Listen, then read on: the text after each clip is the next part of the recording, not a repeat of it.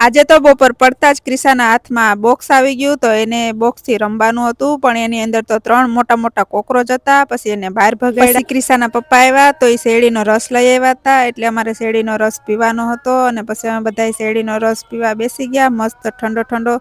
તો તમને બધાને ભાવે કે નહીં શેરડીનો રસ? અને પછી હું ક્રિશાએ આ ખોખાની ટીવી બનાવી નાખી, અને એ તો એની અંદર કરીને હમાસાર બોલવા માંડી. એટલે હું તો ચાનો વાટકો ભરીને અહીંયા હમાસાર જોવા બેસી ગઈ.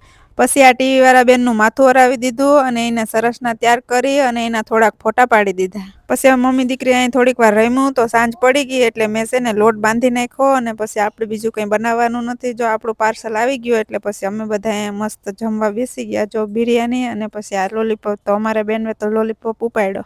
પછી મારે કપડામાં પારસી કરવાની બાકી હતી, તો મેં એ પારસી કરી નાખી અને અહીંયા પંખો ચાલુ કરી દીધો, કેમ કે ગરમી થાય ને, હવે ગરમી આવી ગઈ એટલે. અને આ બેનને જો અહીંયા જીવડું હાથમાં આવી ગયું તો એને જવા નહોતા દેતા, એની વાહે પડી